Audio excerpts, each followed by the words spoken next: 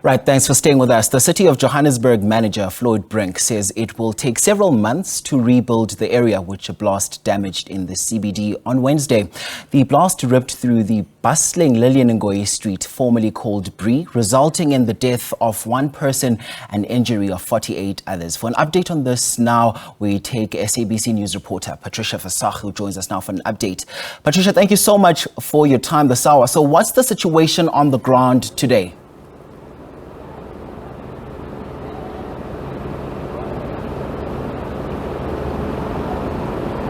Well, good morning, and of course to our viewers as well. You would know it's a freezing Saturday morning here in Johannesburg and perhaps other parts of the province. But here in Bree Street, of course, following that explosion, the disaster that befell this particular street, a lot of mop-up operations that are still taking place, a lot of assessments. We saw that a large contingent of officials from Egoli Gas that have been here since early morning, checking their servitude pipelines. You would understand that, of course, all eyes so far, have been falling on Egoli Gas. There's a lot of allegations that some of their infrastructure, some of their gas pipelines might be at the center of the disaster that took place here. So they've been here all morning trying to just assess their infrastructure. But it's also somewhat business as usual. A lot of the residents that we have spoken to who live around here in the flats saying that they've been struggling. It's not life as usual for them.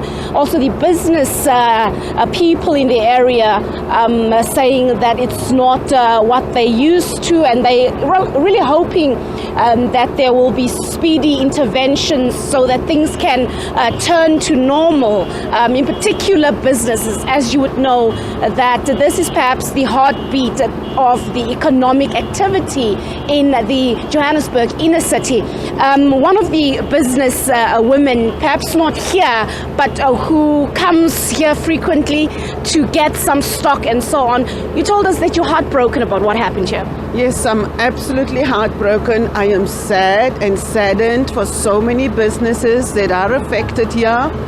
I'm in a group of women that normally walks also from Rosebank here to the center of the city for exercise, but we also are making use and supporting all these businesses. We are so worried, and we can't even think when business will return to normal. It is so sad because some of the regular businesses that we normally go to, all the doors are closed, and we would like to have updates as to what measures could be done to some of the businesses while they are busy with operations to fix how these businesses will operate. Yeah. And that is really the crux for many businesses around here. When will normal activity resume? How long will it take for the inspections, the investigations to conclude? You would understand several reports will have to be issued to establish the exact cause of what happened and how to prevent a similar incident moving forward. I want to now turn to a resident. I'm joined by Simba. Simba, tell us about your experience. Earlier you told me that you've been left extremely traumatized. Yeah, as a resident who stay in town, we are affected very much because we used to move around like the street, Bree Street, no one can move safely. Like we are being afraid. We're always in flats because the police are not allowed us to move on the Bree Street because of what it happens. So we're being afraid for all those 3 days, 4 days. Also, water is a problem. We are moving around, like we are struggling even to get the food because some shops, they are closed. We are not allowed to enter in some shops because they close. It's nearly to the Bree Street. So it's very terrible, but I hope they will fix up everything because a lot of people will be affected. Even the residents who are staying in the flats, we are not allowed to move around. We are not safe. We are not feeling comfortable also, but I hope they will fix up everything to be okay. Of course, electricity might take time to restore in some of the flats. City Power is doing the best they can. They've indicated to make sure that they attend to that. But the issue of water, I've seen several water tankers. There's one right here next to me. What's your experience in terms of that? Are you getting enough water? Yeah, they started, I think yesterday is when we start to get enough water because they are supplying us water. There are tanks that were coming to supply the water. We are suffocating because the toilets that we are using need to be flushed. We used to water for all those needs that we used to cook and something. But for now, we are getting water supply. Since these 2 days, they are supplying us water. But we hope things will be fine. Given the fact that the root cause of this particular blast has not exactly been established yet, are you not concerned that there might be a reoccurrence and you might face another disaster, more turmoil, more mayhem? You're not worried about your safety in terms of that something might happen still, as we still don't know what's exactly at the center of this?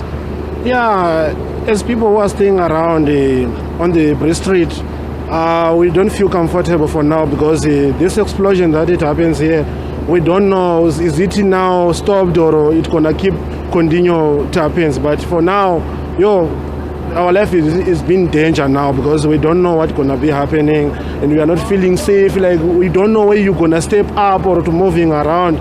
We are being afraid to move around because anything can happen. We don't know is it stopped or what's gonna happen, but we hope the government is gonna assist us.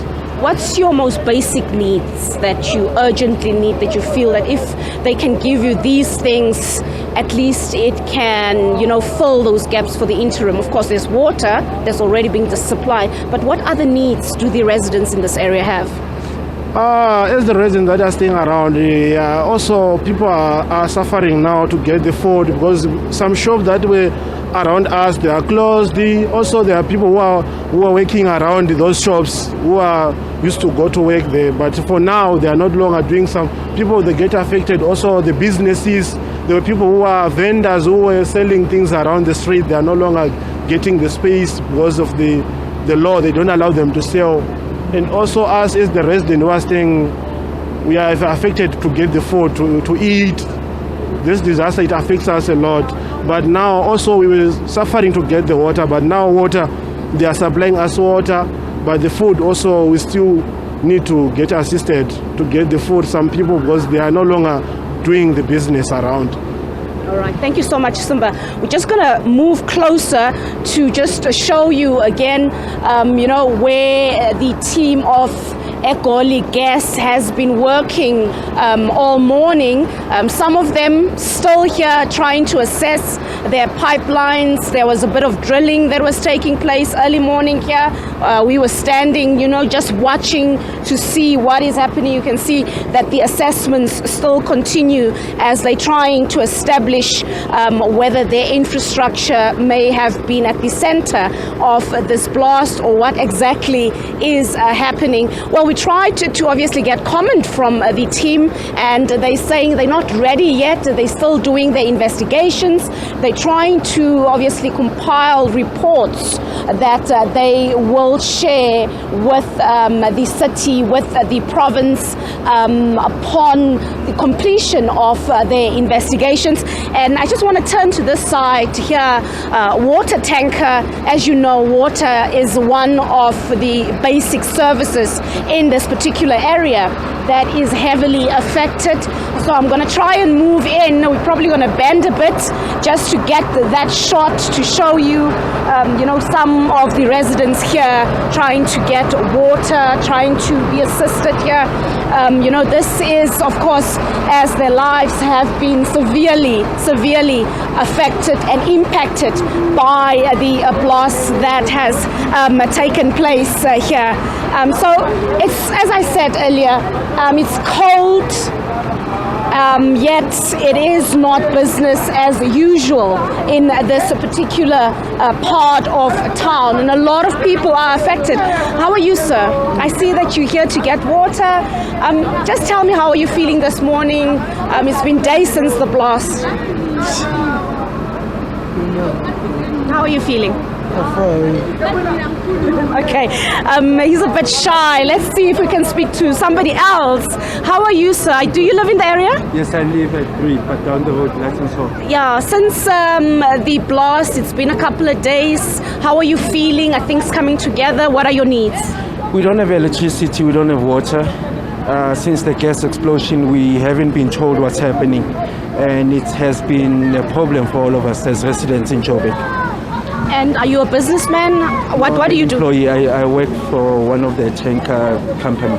And has your work perhaps been affected by the blast? Not really, but we've been bathing with cold water. I mean, we don't have electricity, so we have to wake up early to get water. Food? Food-wise, yeah, we can't cook, so it has been a problem as well. There's a lot of disruptions to your normal daily life. Yes, ma'am, there has been.